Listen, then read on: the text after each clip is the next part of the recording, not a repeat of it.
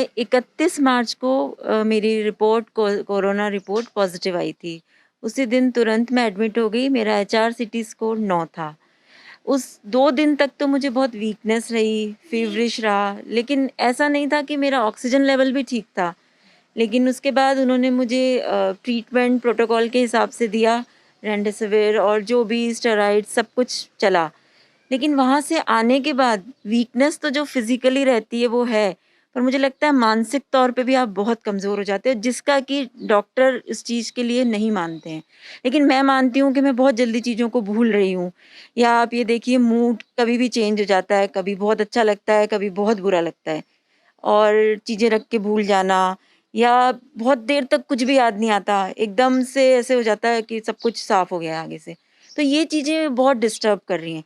तो मेरे को लगता है कि साइकोलॉजिकल पार्ट जो हो सकता है, फिज़िकल वीकनेस तो धीरे-धीरे टाइम के साथ चली जाएगी।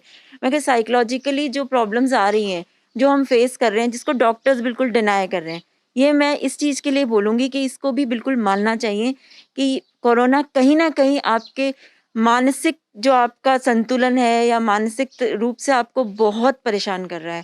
और इसकी वजह से जैसे नींद नहीं आती प्रॉपर, बहुत ज़्यादा विचार आते हैं मन में, नेगेटिविटी आती है, नेगेटिव विचार बहुत आते हैं और मानसिक रूप से आप अपने आप को बहुत कमज़ोर महसूस करते हैं कि अब कुछ भी नहीं बचा या ऐसा कुछ। तो अपने आप को मैं यही करूँगी कि बूस्ट अप करिए और जैसा कि अभी लॉकडाउन है तो कहीं किसी से मिल भी नहीं सकते, तो वो और ज़्यादा इस चीज़ को हमको कर रहा है कि हम किसी से बात नहीं कर सकते, मिल नहीं सकते।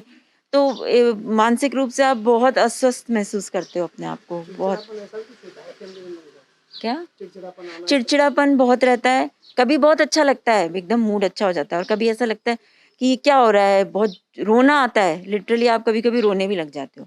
तो ये स्थितियाँ अभी तक बनी हुई हैं, जबकि मेरे को 1 महीना होने को आया है।